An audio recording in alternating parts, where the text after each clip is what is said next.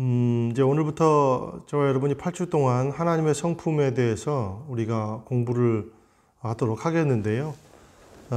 제가 먼저 기도하고 시작을 하도록 하겠습니다. 사랑하는 하나님 아버지, 우리가 비록 온라인으로 이렇게 하나님의 성품을 배우려고 만났지만 우리 가운데 주님께서 부어주시는 또 독특한 은혜가 있을 줄로 믿고 기대해 봅니다. 나라와 민족이 위기 가운데 있고 또 전 세계가 지금 혼돈 가운데 있는데 우리 하나님께서 우리가 진짜 돌아봐야 될 것, 우리가 회복해야 될 것 무엇인지를 가르쳐 주시고 또 우리 믿는 자들 이 땅을 위해 늘 중보의 끈을 놓치지 아니하며 또 우리의 믿음과 또 우리 한국교회가 나아가야 될 새로운 방향들을 제시받는 귀한 은혜가 있게 주님께서 인도해 주옵소서. 이 하나님의 성품에 참여하는 우리 모든 성도님들 가운데 기름 부으심의 은혜를 부어주시고 충만한 성령의 은혜로 말미암아 이 과가 끝날 즈음에는 정말 우리의 성품에 놀라운 변화와 열매가 있는 은혜가 있게 축복해 주옵소서. 예수 그리스도 이름으로 기도합니다. 아멘. 네, 여러분들 과제를 이제 이렇게 다 구입하셨죠? 13페이지를 먼저 바라보시기를 원합니다. 하나님의 성품, 이 큰 주제입니다. 여러분, 근데 성품이라는 이 말, 특별히 하나님의 성품이라는 이 문장을 만났을 때 여러분 어떤 생각이 드세요? 좀 부끄러운 마음이 들지 않습니까?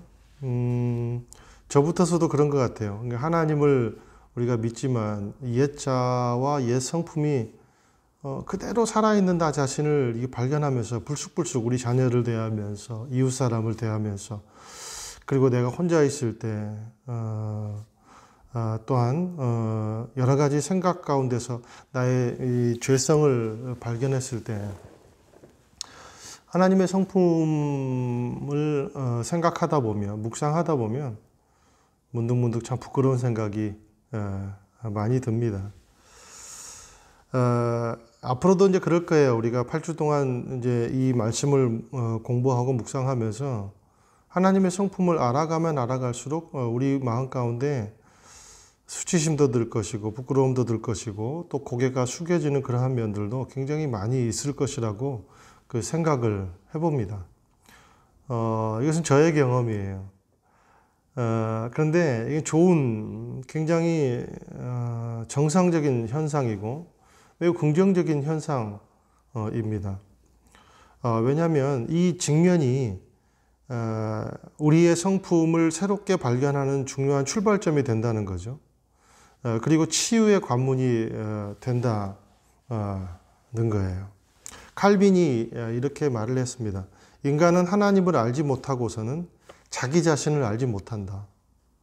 인간은 자신을 하나님의 위엄과 비교해 보기 전에는 결단코 자신의 비천한 상태를 인식할 수 없다. 또 C.S. 루이스는 이렇게 얘기를 했어요. 선하게 살려고 노력하기 전에는 자신이 얼마나 악한지 아무도 모른다. 공감이 가는 그 말이지 않습니까? 무슨 의미입니까? 자신에 대해서 비천함을 발견하는 것은 선함에 대한 의지를 오히려 날 수 있는 좋은 기회가 된다는 거예요. 내 자신이 너무나도 이 악하고 변화되지 못한 성품이 나에게 있어. 이것을 발견하는 순간 우리는 뭘 갈망하게 됩니까? 그리스도인들은 나 선하고 싶다. 선한 성품을 나도 갖고 싶다. 이제 그런 발견이 될 수 있다는 것이죠. 그리고 이 선함의 그런 비결은 무엇인가라는 것을 그리스도인들은 또 발견하게 됩니다. 그 비결은 뭡니까? 그렇구나. 오직 하나님을 발견하는 것에서 나의 선한 성품이 회복되고 나오게 돼 있는 것이구나 라는 것을 발견할 수 있다는 것이죠.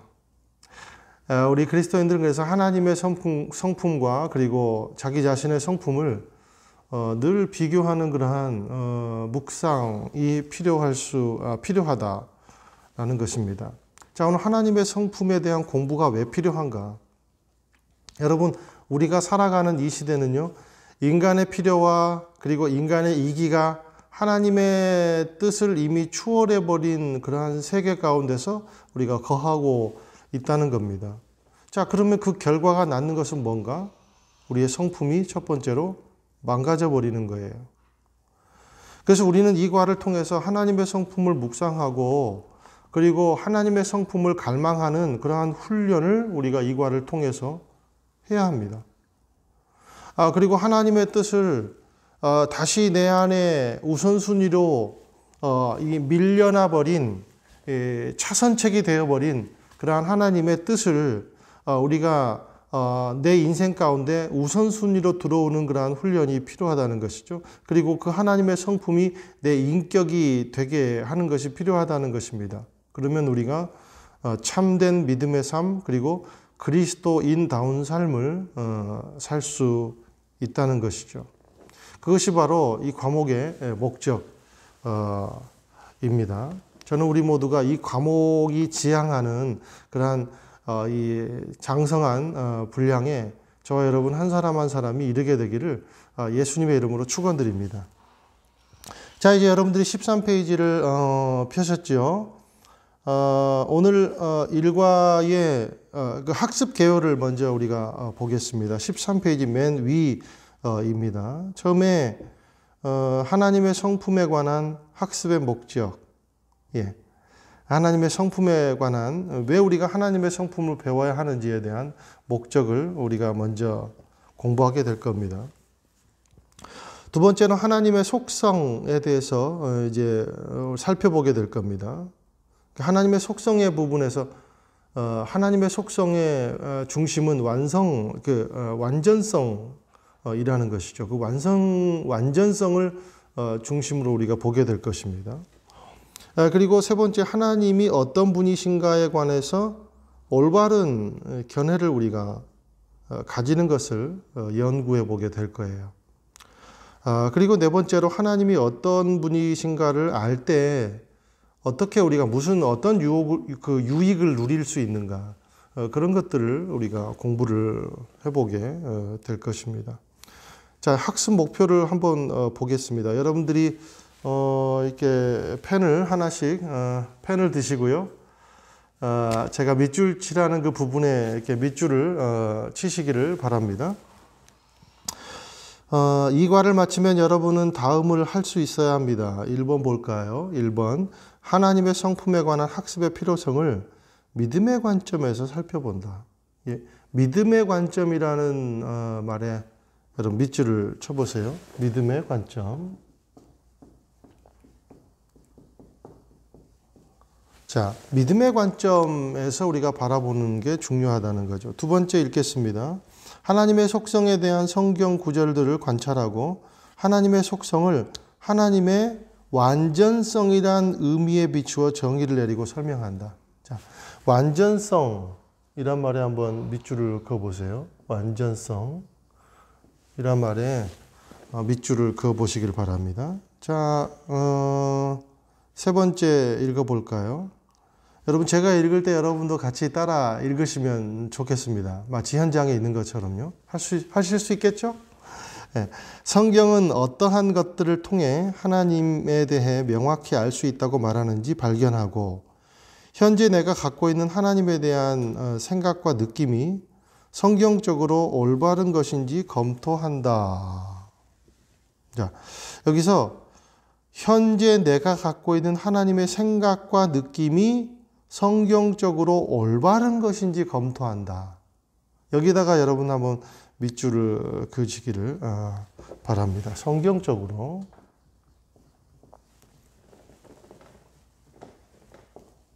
검토가 필요하다는 거죠. 네 번째 읽어볼까요?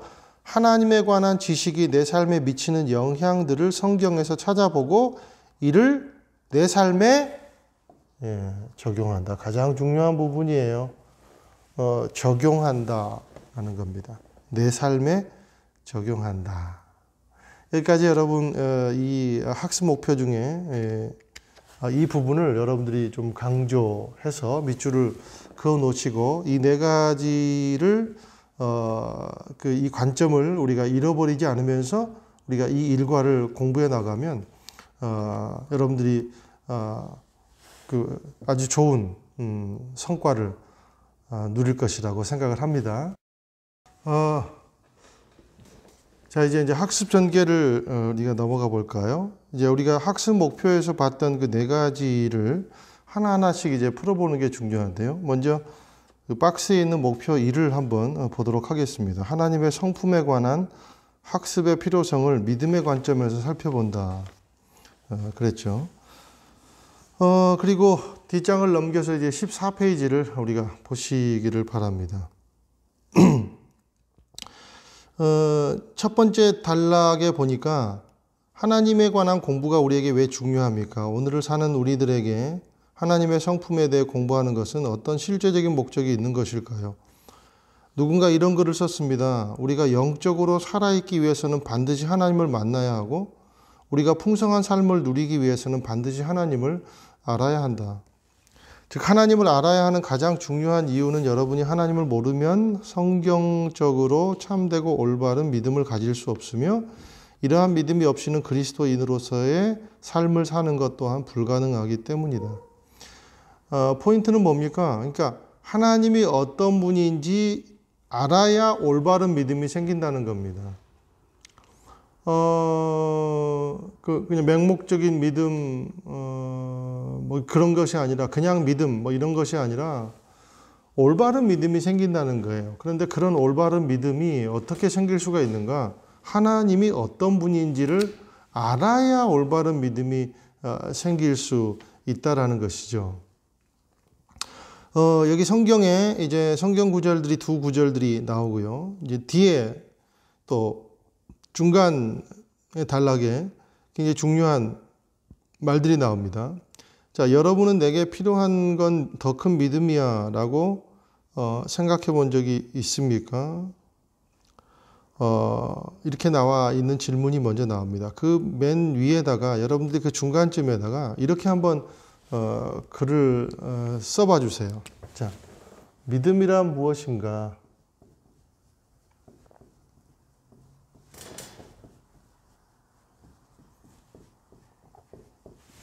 자, 믿음이란 무엇인가? 라고 한번 그 글을 써보면 좋겠어요. 이렇게 적어주시고, 자, 보니까 어떻게 해야 더 큰 믿음을 가질 수 있을까요? 라고 하면서 무슨 말이 나오냐면 믿음은 이란 말이 나옵니다. 자, 믿음은 뭡니까? 자, 이제 믿음이란 무엇인가를 이제 이 책은 답을 해주고 있어요. 자, 믿음은 무엇인가? 첫 번째는 우리가 가져야만 하는 따뜻하고 긍정적인 어떤 감정이 아닙니다. 그랬습니다. 자, 믿음은 첫 번째로 뭐라고요? 예, 감정이 아니다는 거예요. 예, 이게 믿음이라는 거예요. 자, 그러니까 여러분들 그 믿음에다가 동그라미 치고 믿음이란 무엇인가 이제 우리가 적었죠. 그 다음에 1번 뭡니까? 믿음이란 감정이 아니다. 그 두 번째, 그럼 믿음은 뭔가? 또 설명하고 있어요. 믿음은 어떤 것이 사실이라고 마음으로 동의하는 것이다. 뭘로 동의해요? 그러니까 마음으로 동의하는 것이라는 겁니다. 믿음은. 그래서 히브리서 11장 1절을 우리에게 설명하고 있죠. 믿음은 바라는 것들의 실상이요 보이지 않는 것들의 증거다. 그러니까 믿음은 마음으로 비록 보이지 않지만 본다고 실제로 봤다고 우리가 동의하고 믿는 겁니다. 이것이 믿음이라는 거예요. 세 번째, 믿음은 뭡니까? 어떤 사람이나 어떤 것을 믿고 기대고 의지하기로 대상에 대해서 믿고 의지하기로 결정하는 것. 이게 믿음이다 라는 겁니다.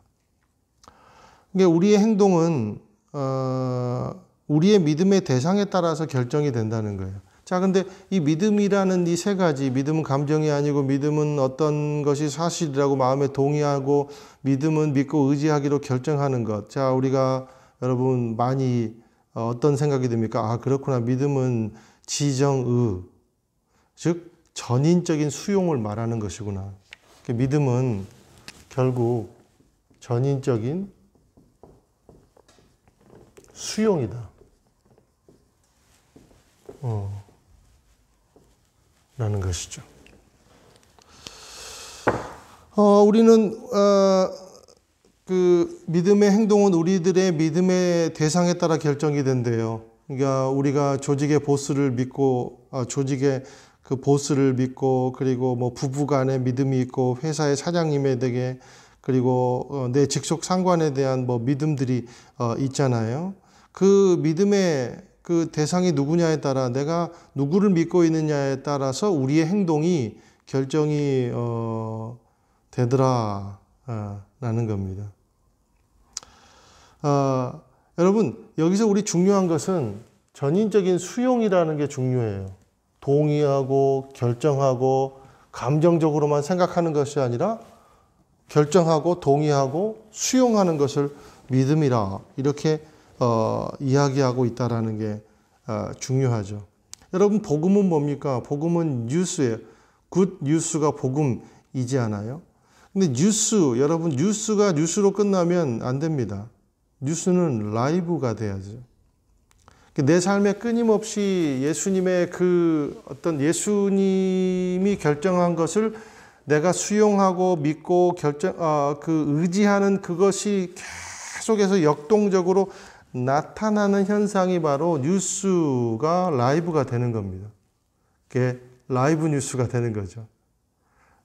그게 바로 라이프가 된다라는 것입니다. 이게 말하면 뭡니까? 리빙 라이프인 거죠. 살아있는 그러한 삶, 살아있는 생명이 된다라는 것입니다. 자, 여기 보니까 세 번째 패러그래프인가요? 단락을 보면 성경적 믿음이란 이렇게 나와 있어요. 자, 성경적인 믿음에다가 여러분들이 박스를 치시고요. 하나님만 온전히 신뢰하는 것을 의미합니다. 그리고 쭉 읽어보면요. 하나님과 그의 성품에 대해 잘 모르고 있다. 이 말이 이제 충격적인 그 말이죠. 자, 성경적인 믿음이란 뭔가 하나님만 온전히 신뢰하는 거예요. 그런데 우리의 문제점은 뭔가? 그러면 하나님의 성품에 대해서 모르고 있다는 게 문제점이죠. 하나님을 내가 온전히 신뢰하고 싶은데 내가 그게 잘 안 돼요. 문제점이 있다는 거예요. 이 책에서 말하는 문제점은 뭡니까? 하나님의 성품을 모르고 있는 것이 하나님을 온전히 신뢰할 수 없는 이유가 된다는 거예요. 굉장히 중요한 포인트입니다. 여러분 아까 그 믿음이 굿 뉴스가 우리가 그 라이브가 돼야 된다 그랬잖아요. 그래서 리빙 라이프가 돼야 된다 그랬잖아요. 여러분 굿 뉴스만 가지고 우리가 구원을 얻을 수 있다고 여러분 생각합니까? 내가 하나님 예수 그리스도가 나를 구원하셨다. 이 사실만 여러분 믿는다면 그것이 여러분 우리를 구원에 이르게 할 수 있습니까? 그렇다면 여러분 출애굽에 있는 민족들은 왜 그렇게 다 1세대가 멸망을 당했겠습니까?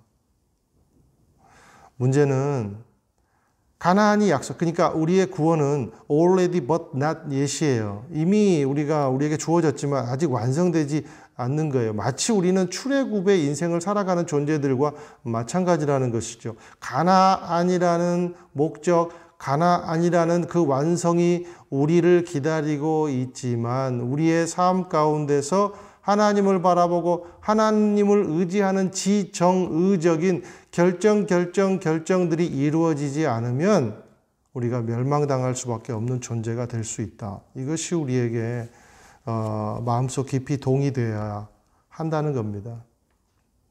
그런데 우리가 순간순간 하나님을 의지하고 그리고 하나님을 따르고 그리고 우리 지정의적인 모든 결정들이 하나님을 신뢰할 수 있는 그러한 그 키가 뭔가? 이게 뭐예요? 하나님의 성품을 알아가야 된다는 거죠. 다시 정리합니다. 성경적인 믿음이란 뭡니까? 하나님만 온전히 신뢰하는 거다. 그런데 문제는 뭐예요? 하나님을 어떻게 신뢰할지. 누군지 알아야 신뢰를 하죠. 쉽게 얘기하면. 그죠? 하나님을 여러분 누군지 알아야. 여러분이 사랑하는 대상에 대해서 누군지 알면 알수록 여러분 더 사랑하고 믿게 되지 않습니까? 오히려 그 반대입니까? 하나님은 하나님을 알면 알아갈수록 그 성품을 알면 알아갈수록 하나님을 신뢰할 수밖에 없는 분이 바로 하나님이세요. 왜? 하나님은 완전하신 분이시기 때문인 것이죠. 자, 여러분 4월 1일 큐티 본문에 보니까 이런 말씀이 나와 있어요. 신명기 4장의 말씀인데 1절 2절을 제가 읽어드릴게요. 이스라엘아 이제 내가 너희에게 가르치려는 규례와 법도에 대해 귀 기울이라. 그 말씀에 복종하라. 그러면 너희가 살 것이며 너희 조상들의 하나님 여호와께서 너희에게 주시는 그 땅으로 들어가 차지할 것이다. 내가 너희에게 명령하는 것에 더하지도 빼지도 말고 오직 내가 너희에게 주는 너희 하나님 여호와의 명령을 지키라. 자, 하나님이 명령하십니다. 규례와 법도를 지켜라. 복종하라. 명령을 더하지도 빼지도 말고 지켜라. 그랬어요. 자, 이제 이런 말을 들은 백성들은 무엇을 묵상해야 됩니까? 하나님이 어떤 분이신가를 여러분 묵상을 해야 되지 않겠습니까? 하나님이 어떤 분이신데 어떤 말을 했는지에 대해서 여러분 받아들여야 되지 않겠습니까? 자, 근데 여러분 보세요. 하나님의 성품에 대해서 모르면 어떤 오해가 있을까요? 하나님을 모르니까 하나님의 명령을 지키는 것이 두려운 거예요. 그리고 복종하는 것이 불편한 겁니다. 내가 이것을 해봤자 무슨 소용이 있겠냐는 거예요. 현재 나에게 주어진 쾌락과 하나님이 주신 그러한 즐거움에 비교해 봐서 내가 늘 뒤처지는 거죠. 늘 쾌락을 선택하는 거예요. 왜? 하나님을 신뢰하지 않고 하나님에 대해서 모르기 때문에. 더하지도 빼지도 않아야 된다는 말이 속박처럼 느껴지는 것입니다. 그렇기 때문에 하나님을 내 마음대로 해석을 하고 복종하지 않고 불신하게 되는 것이죠. 신명기 4장 6절에서 7절을 보니까 규례와 법도들을 잘 지켜라. 이것으로 너희 민족들에게 너희의 지혜와 통찰력을 보여주게 될 것이다. 하나님은 어떤 분이십니까? 반드시 하나님의 명령을 지킬 때 하나님이 민족들을 뛰어나게 하시겠다는 거예요. 자, 그래서 6절의 말씀에 보니까 그들은 이 모든 규례들에 대해 듣고 이 위대한 민족은 지혜롭고 통찰력 있는 백성이다라고 할 것이다. 하나님은 무조건 지키라고 강요하는 것이 아니라 하나님의 성품은 뭡니까? 이렇게 지킬 때 너희들은 지혜롭고 통찰력 있는 백성으로 칭찬받게 된다는 거예요. 그게 대해서 하나님이 너희들에게 주고자 하는 그런 하나님의 마음, 하나님의 성품이다라는 것이죠. 자, 그러면서 7절에 우리가 기도할 때마다 가까이 다가오시는 우리 하나님 여호와처럼 자신들에게 가까이 다가오는 신이 있는 민족이 어디 있느냐? 그러니까 하나님은 지혜의 하나님이고 그래서 그분을 알고 그분을 따를 때 그 민족이 지혜와 통찰이 만천하에 인정받게 되겠다는 거고요. 하나님을 믿고 따를 때 그리고 하나님은 두 번째로 하나님은 너무나도 인격적인 분이시고 친밀하게 우리의 기도를 들어주시는 쌍방향의 하나님이시라는 겁니다. 그게 하나님의 성품이라는 거예요. 그것을 믿지 못하면 너희들이 이 출애굽의 상황 가운데서 망하게 될 것이고 그리고 실제로 그것을 믿지 못했기 때문에 1세대들이 멸망을 당하게 되었다라는 것이죠. 뭘 못 믿었습니까? 하나님이 어떤 분이신지를 몰랐던 거예요. 신명기 4장 23절에 보니까 너희는 스스로 삼가서 너희 하나님 여호와께서 너희와 맺으신 언약을 잊지 말아라. 너희 스스로 너희 하나님 여호와께서 금지하신 그 어떤 모양의 우상도 만들지 말라. 너희 하나님 여호와께서는 살라버리시는 불이시요 질투하시는 하나님이시다. 하나님은 완전하신 분이기 때문에 하나님 이외의 우상이 필요 없다는 겁니다. 좀 이따가 우리가 완전성에 대해서 배우겠지만 하나님은 여러분 왜 우리에게 우상이 필요 없습니까? 완전하신 하나님이 있기 때문에 우리에게 우상이 필요 없는 거예요. 그러니까 하나님이 그것을 말씀하세요. 나는 완전하신 분, 완전한 하나님이다. 그러니 우상이 무슨 필요가 있겠느냐. 그래서 하나님 말씀하세요. 그러니까 우상을 세우지 말라는 거예요. 그러니까 필요 없다는 겁니다. 그런데 사람이 완전하신 하나님 이외에 그렇다면 다른 우상을 섬기면 어떻게 되겠습니까? 하나님의 완전성에 뭘 내는 거죠? 스크래치를 내는 거예요. 그러므로 말미암아 하나님의 이제 그렇다면 이제 하나님의 공의는 하나님의 공의의 성품이 있잖아요. 그 공의는 질투의 형태로 나타나서 살라버리게 될 것이다 라는 거예요. 그게 너희 하나님 여호와께서는 살라버리시는 분이시요 질투하시는 하나님이시다라는 것의 의미예요. 자, 이 모든 것은 제가 설명드렸던 이 본문의 신명기의 모든 말씀은 무엇과 연관이 되어 있습니까? 하나님의 성품과 관련이 되어 있습니다. 그리고 그 성품을 바라보고 믿고 의지하는 것에 실패하는 것이 바로 죄악된 삶이고 실패하는 삶이더라라는 거죠. 시편 9편 10절에 보니까 주의 이름을 아는 자는 주를 의지하오니 그랬습니다. 자, 주의 이름을 안다. 이 말이 무슨 말이냐면 하나님의 인격, 하나님의 성품을 아는 자는 주님을 의지하게 될 수밖에 없다라는 겁니다. 사탄이 하와를 유혹하는 방법도요. 하나님의 성품을 의심하게 만들었죠. 그러니까 여러분 하나님의 성품을 묵상하고 하나님의 성품을 닮아가기에 갈망하는 여러분 의지는 신앙인에 있어서 가장 필요한 의지 중에 하나다는 겁니다. 자, 정리를 해보겠습니다. 하나님을 믿는다는 말과 하나님을 믿는다는 말과 같은 말은 뭡니까? 여러분들이 한번 대답해 보세요. 하나님을 믿는다는 말과 똑같은 말은 뭡니까? 하나님의 성품을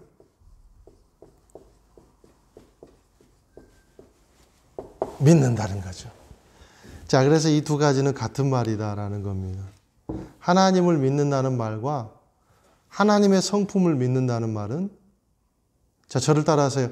하나님을 믿는다는 말과 하나님의 성품을 믿는다는 말은 같은 말이다. 이 포인트를 여러분 기억하셔야 합니다. 그러므로 하나님의 성품을 아는 것은 믿음의 삶에서 절대적인 요소이고 그 성품을 알게 되면 어떻게 됩니까? 지속적이고 온전하게 하나님 한 분께 의지하고 기댈 수 있다는 겁니다. 그러므로 우리는 하나님을 올바르게 알아야 하는 것에 믿음의 삶을 걸어야 된다는 거예요. 자, 이제 여기까지 설명을 드렸습니다. 어느 정도 이제 여러분들이 13페이지와 15페이지의 가장 아래 부분까지 요약이 됐는 줄로 압니다. 자, 그래서 이 15페이지를 한 번 더 볼까요? 15페이지 보면 15페이지의 중간쯤에 이 공부의 목적 그랬습니다. 첫 번째 동그라미 쳐주세요. 그리고 밑에 두 번째 동그라미 쳐주세요. 첫 번째는 뭡니까? 하나님이 어떤 분이신가에 대한 성경적인 진리를 올바르게 발견할 수 있도록 돕는다. 두 번째, 우리의 삶의 자리와 우리의 삶의 역할에 실제로 적용이 되도록 돕는다. 중요하죠. 자, 이제 질문 1번과 2번을 보고 우리 이제 묵상하는 시간을 4번까지 보고 우리 묵상하는 시간을 가지도록 할게요. 자, 여러분의 책 질문 1 보세요.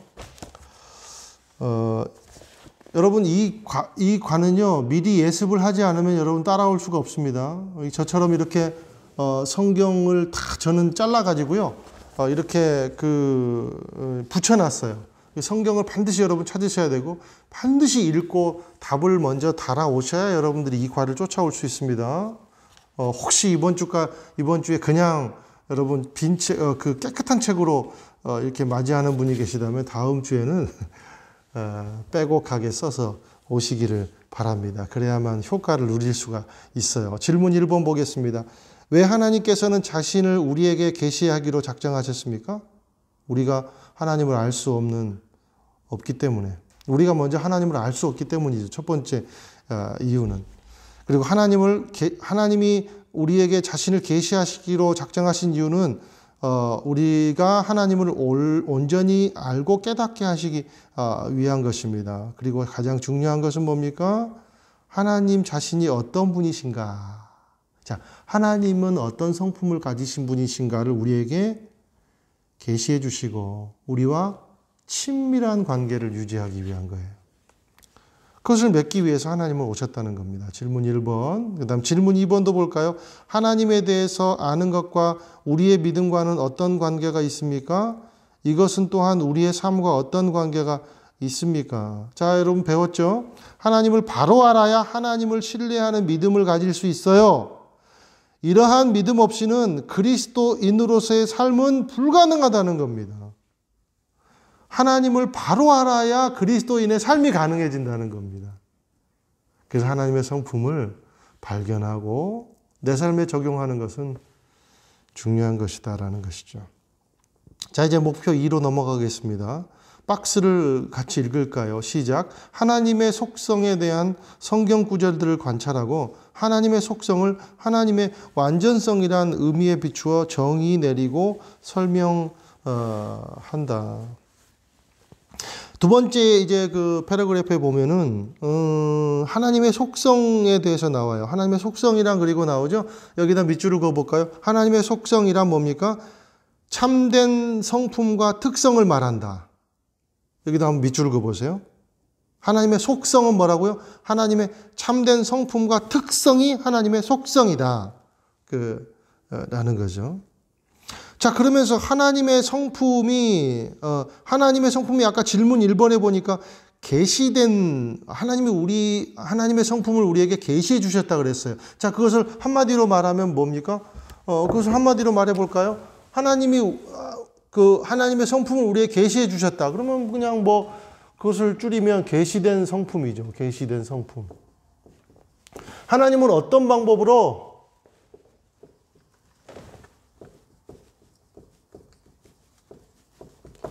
하나님을 우리에게 계시해 주셨습니까? 자, 하나님은 어떤 방법으로 우리에게 하나님을 계시해 주셨죠? 하나님은요, 첫 번째, 창조를 통해서, 우리에게, 하나님은, 하나님의 성품을 우리에게 계시를 해 주셨습니다. 로마서 1장 20절, 성경책 준비하셨어요? 예, 찾아서 읽어볼게요. 창세로부터 그의 보이지 아니하는 것들 곧 그의 영원하신 능력과 신성이 그가 만드신 만물에 분명히 보여 알려졌나니 그러므로 그들이 핑계하지 못할지니라. 하나님의 성품은 계시된 성품으로서 창조 세계에 하나님은 자신의 성품을 계시하셨습니다. 두 번째, 하나님은요 성경을 통해서 하나님은 하나님의 성품을 계시하셨습니다. 디모데후서 잘 아시죠? 3장 16절. 모든 성경은 하나님의 감동으로 된 것으로 교훈과 책망과 바르게 함과 의로 교육하기에 유익하니. 하나님의 성품은 성경을 통해서 계시가 되었답니다. 자, 가장 중요한 것, 세 번째, 하나님의 성품은 무엇을 통해서 계시가 되었나? 바로 예수 그리스도를 통해서 계시가 되었다는 겁니다. 요한복음 14장 9절, 요한복음 14장 9절이네요. 9절을 찾아서 읽어볼까요? 예수께서 이르시되 빌립아, 내가 이렇게 오래 너희와 함께 있으되 내가 나를 알지 못하느냐? 나를 본 자는 아버지를 보았거늘 어찌하여 아버지를 보이라 하느냐. 하나님의 가장 극명하게, 가장 크게 드러난 하나님의 성품은 누구를 통해서 계시되었습니까? 바로 예수 그리스도를 통해서 계시가 되었더라라는 겁니다. 자, 이제 여러분의 교재 16페이지 맨 밑에 라일이라고 써있는 하단의 문단인데요. 라일이는 하나님의 속성을 완전성으로 정의 내립니다. 이제 완전성에서 보도록 합시다. 아까 여러분 우리가 목표 2를 읽었나요? 그렇죠? 읽은 것 같은데 목표 2를 읽었어요. 자, 거기서 우리가 어떤 단어를 발견할 수 있냐면 완전성이라는 단어를 여러분 발견했죠? 자, 그런데 라일이는 하나님의 속성을 완전성으로 정의를 내렸습니다. 자, 이러한 정의는 맨 아래 하나님의 속성들이 여러 속성들 중 한 요소에 불과하거나 하나님께서 여러 속성들의 집합체를 의미하는 것이 아니라 각자의 속성 하나하나가 하나님의 전 존재를 묘사하고 대표한다는 것을 의미합니다. 예를 들면 하나님의 사랑은 하나님의 여러 속성 중 한 가지에 불과한 것이 아니라 그분의 전 존재가 바로 사랑이라는 것을 의미한다는 거죠. 그러니까 자, 이것을 정리를 하자면 이 정리와 이제 이 라일이의 정리와 상관이 있는 질문이 바로 질문 3이에요. 질문 3번. 자, 그러니까 하나님은 어떤 분이신가? 하나님은 최고의 수준이라는 겁니다. 자, 우리가 수준이 있잖아요. 아주 하급의 수준이 있고, 중급의 수준이 있고, 상급의 수준이 있고, 최고의 수준이 있잖아요. 그런데 하나님의 수준은 뭡니까?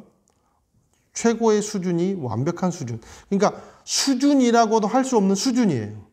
인간은 수준을 나누지만 하나님의 수준은 인간이 따라올 수 없는 수준이라고 할 수 없이 그냥 우리 인간의 짧은 언어로 표현할 수밖에 없는 수준이 바로 하나님의 수준이라는 겁니다.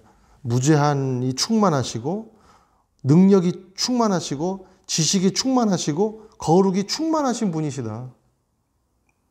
그래서 어떤 분은 이렇게 표현해요. 하나님은 있어야 될 것이 빠진 부분이 없으시다. 그리고 없어야 할 것이 있는 분도 아니시다. 공감이 가는 말이죠. 그런데 이 라일이의 표현에 의하면 이러한 하나님의 여러 가지 그 속성들은 각 속성 하나하나가 집합체라는 겁니다. 좀 쉽게 표현해 볼게요. 완전한 하나라는 거예요. 그냥 완전한 하나를 이룬다는 겁니다. 자, 그게 질문 3번인데요. 질문 3번을 한번 읽어볼게요. 위에 그래서 하나님의 속성을 어떤 그림으로 묘사하고 있습니까? 이 그림이 의미하는 바를 설명하십시오.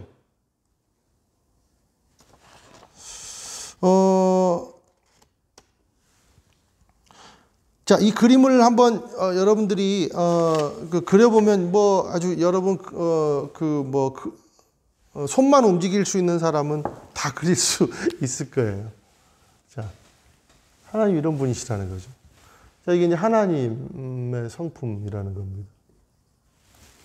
하나님의 성품을 우리가 표현하자면 하나님의 성품은 완벽한 원의 성품이라는 겁니다.